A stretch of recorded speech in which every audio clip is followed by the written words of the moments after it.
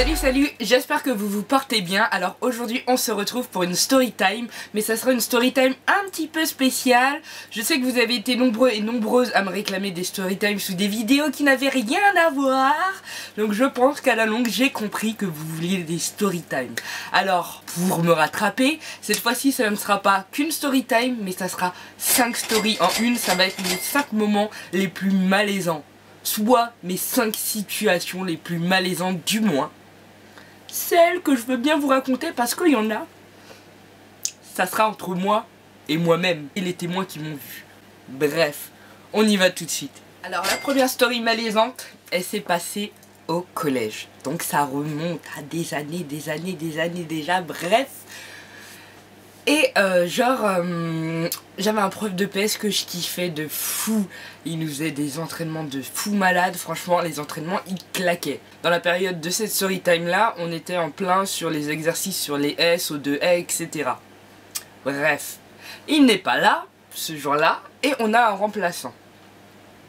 Et en fait, notre prof, il refusait de nous mettre des haies qui remontaient automatiquement. Genre, elle tape le sol et ensuite elle remonte parce qu'il disait que c'était trop dangereux, c'était un plan bourbier, tout ça. Mais bref, le remplaçant décide de changer les haies qu'on avait. Forcément. Je commence ma course au niveau du saut du haie, je passe la première haie, genre je suis en mode tranquille là. Deuxième, tranquille. Troisième, tranquille, j'accélère et tout. Avant-dernière haie.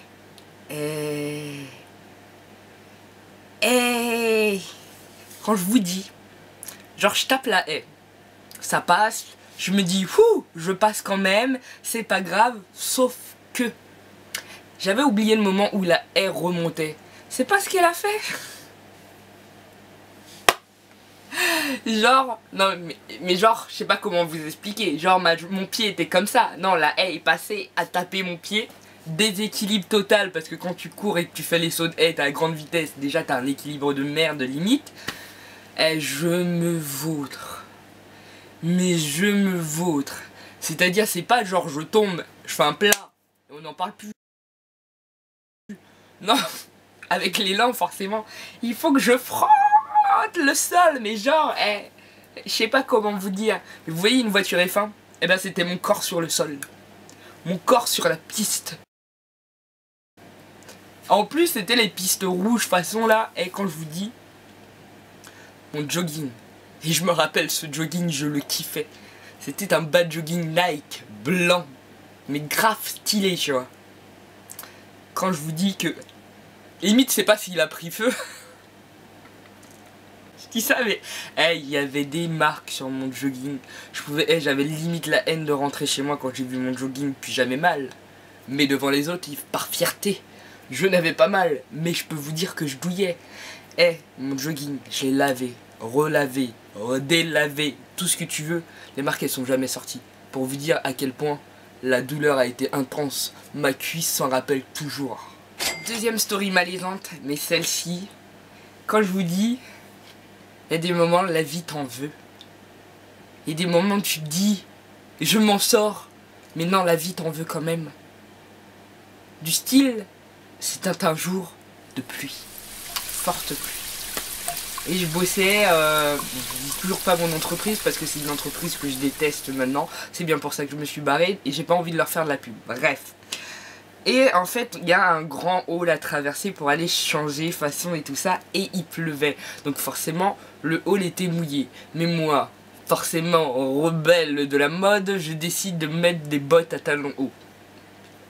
Et genre, je me pavane, forcément, je me la raconte, je suis contente et tout, je me dis au moins, vu que je vais porter une tenue de merde pendant toute la journée, autant que je me pavane dès maintenant dans mes vrais vêtements. Et j'arrive, machin, clac, clac, tu sais les filles là, quand tu fais clac, clac, clac, clac, catwalk. Mon pied, je sais pas pourquoi, mon pied a décidé de glisser, mon pied a quitté mon corps.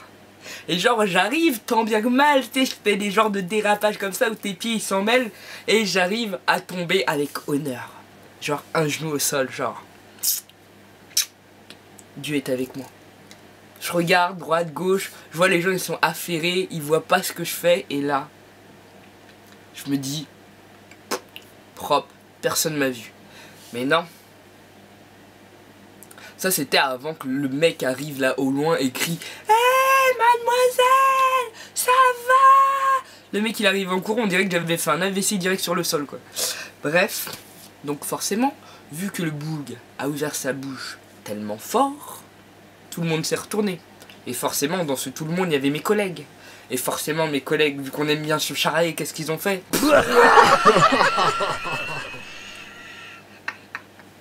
Et là, c'était fini.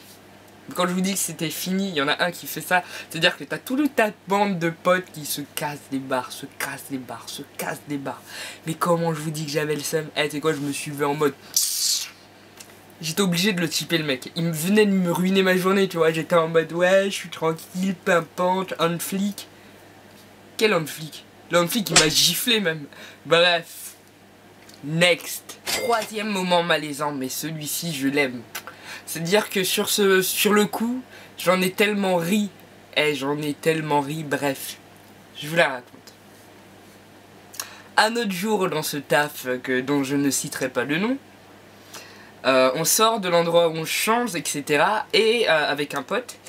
Et on commence à marcher. Et en fait, cette story là se passe au même moment de la story où on m'a brûlé les cheveux. Et du coup je portais des perruques. Donc on marche et tout, on se tape des barres, patati patata et tout, il fait beau et tout, on est en chemise, on est tranquille, on va au boulot. Et franchement, une bonne journée s'annonçait. Mais, genre on passe sous un arbre. Mais j'ai envie de vous dire, c'est le genre de situation, ça m'arrive qu'à moi. J'aurais voulu créer cette situation, l'imaginer, jamais j'aurais pu l'imaginer. Je passe sous l'arbre, l'arbre ne me respecte pas. C'est-à-dire, et sur le moment, tu sais, je me dis, pas sous l'arbre, je me dis, eh bien c'est chelou, d'un seul coup, je sens le vent là sur ma tête. C'est pas mon pote, il me fait une tête, mais d'une explosion de fou rire que je pouvais même pas. Je pouvais plus respirer. C'est pas la perruque, elle est restée accrochée à l'arbre. Non mais, dites-moi le taux de probabilité pour que ça arrive. Franchement. Non mais franchement, dites-moi le taux de probabilité pour que ça arrive quoi. Mais en plus le pire dans ce moment-là, c'est que mon pote il est pété de rire. Il fait mais vas-y décroche là. Mais sauf que moi je suis pété de rire aussi. On était... Oh là là. Non mais heureusement que le ridicule ne tue pas, hein. Comme on dit, franchement je serais mort 1000 fois. Bref. Et donc, la perruque reste accrochée. On est là, on est en train de rigoler. Moi, je peux plus respirer, je suis en train de mourir, mais mourir tellement je rigole.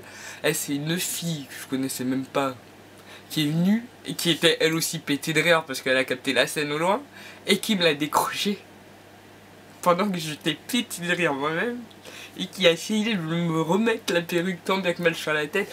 Mais je vous jure, les gens, honnêtement, le lendemain, j'ai changé de perruque. On ne me reconnaissait pas. T'inquiète. Le quatrième moment malaisant, il s'est passé genre il y a... C'est pas si longtemps que ça. Hein. Peut-être il y a... C'est la période où il y a eu la grande vague de verglas, etc. Là. Et vu que j'habite dans une ville qui est en pente et tout ça, c'est une galère. Pente, escalier... Tu comprends pas comment elle était construite cette ville, c'est-à-dire que t'as que des pentes, c'est-à-dire des pentes, mais pas des petites pentes gentilles, c'est des pentes en pente, j'allais dire forcément, et des escaliers, mais genre les escaliers à l'ancienne quoi, en pierre et tout ça, donc c'est-à-dire que tu tombes dans cet escalier, tu te pètes le coccyx quoi, bref, et même si vous l'avez jamais vu, je vous le montrerai peut-être dans la vidéo, si vous l'avez vu sûrement sur le compte Instagram, j'ai un chien. Un chien qui a été nommé Clown, mais que j'ai renommé Clowny. Qui est un vrai connard, ce chien. C'est-à-dire qu'il voit qu'il y a du verglas, il voit je patine de fou, hein. Ce chien, quand je vous dis que ce chien, il veut ma mort, il veut ma mort. C'est-à-dire que je commence tant bien que mal à essayer de le promener, je patine 2-3 fois, je me dis, ouf, équilibre. Je repatine, équilibre. Je fais ça va. Je commence à descendre les escaliers avec lui et là je commence, je vous dis, je commençais déjà à prier. Je me suis dit, Dieu s'il te plaît, je dois aller au travail après. Dieu, Ne me fais pas glisser ici, non, non, non, non. Et en plus, mon chien, il commence à faire le fou. C'est-à-dire qu'il tire, il commence à vouloir courir dans les escaliers. Eh, j'attrape la barre. En mode, je tiens la barre, mais bien fort, tu vois. Et en même temps, je mets un petit à-coup dans la laisse pour le stopper. Et voilà. On arrive tant bien que mal en bas des escaliers. Et je pense que la descente des escaliers, elle a duré, allez, peut-être 5 minutes tellement...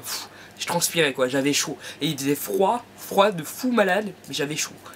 On arrive en bas des escaliers. Et qu'est-ce qu'il fait? Et en plus sur le moment, tu sais, j'étais tellement en train de remercier Dieu de ne pas m'avoir fait tomber dans les escaliers, j'ai pas capté ce qu'il faisait le chien. Et il y a une personne qui arrive en face à nous, et lui fait quoi? C'est pas, il se met à courir. Et là j'avais rien pour me retenir, et je suis parti en mode ski nautique. Je pouvais rien faire, c'est-à-dire que le chien m'a traîné quoi.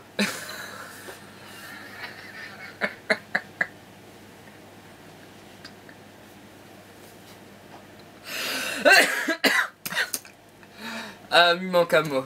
Non, le chien m'a traîné quoi.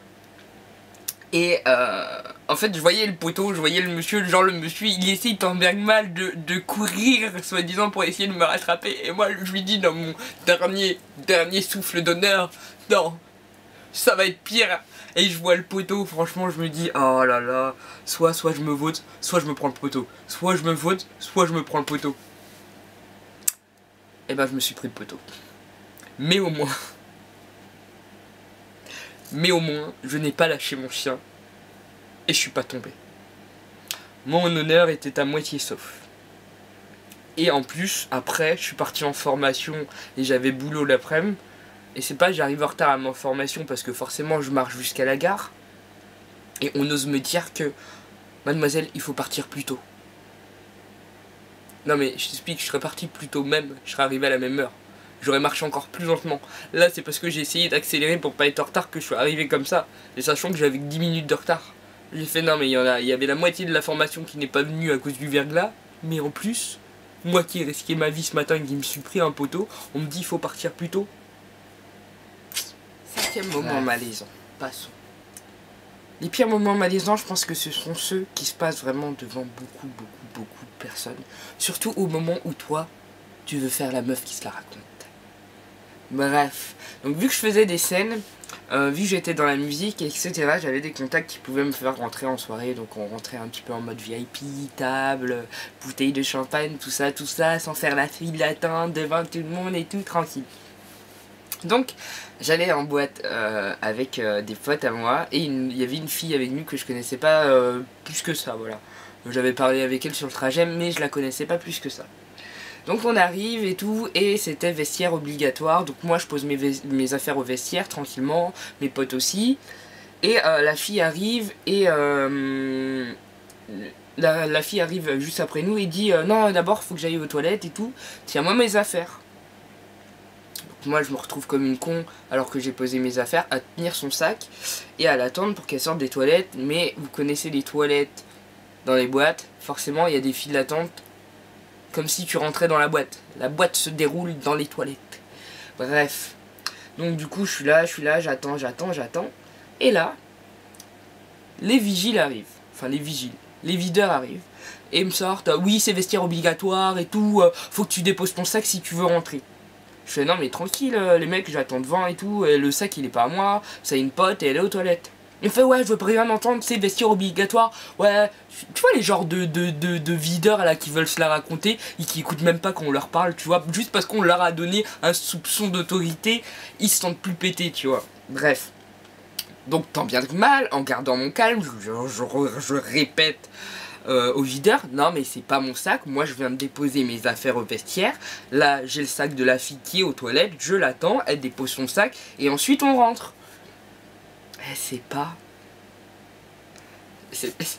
J'ai pas compris ce qui s'est passé. C'est-à-dire, il m'est arrivé une chose paranormale, je sais pas. C'est pas, il y a un des videurs, et il m'a pris comme un... Je sais pas comment dire, il m'a soulevé comme ça.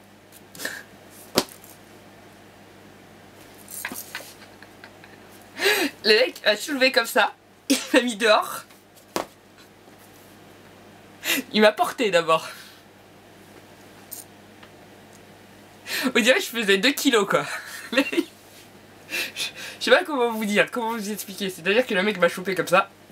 Il m'a levé. Il a avancé normal. Et il m'a dégagé. Ouais, mais en fait les mecs, il y a mes affaires au vestiaire.